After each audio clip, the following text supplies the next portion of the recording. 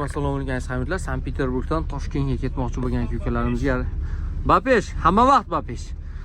Tojikistonlik akalarimizdan ketyapti. Kimda kim Sankt-Peterburgdan Toshkentga ketmoqchi bo'lsa, reyslar через Moskva amalga oshiriladi.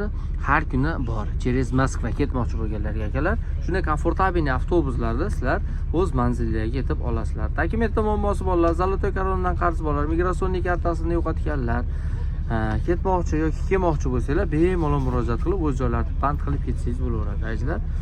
Shunday komfortabilniy avtobuslar sizlarning xizmatinglarda 24 ga 7 xizmatdamiz.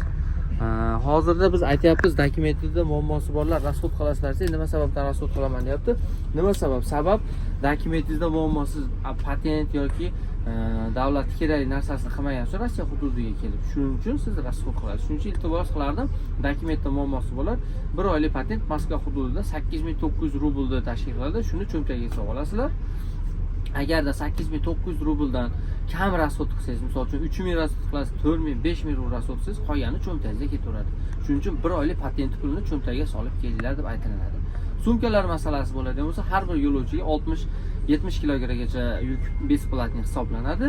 Tamojniy rasxodimiz bor, 200 yoki 300 rubl bo'ladi har bir yo'lovchiga, u sumkaga emas, har bir yo'lovchiga. Nimaga deganda, sabab Rossiya tamojnisidan chiqishda, Qozog'iston tamojnisiga kirishda sumkalarni tushirmaslik uchun. Lekin O'zbekiston tamojnisiga yetib borganda esa O'zbekiston tamojnisida hamma sumkasini tushirib o'tkazadi.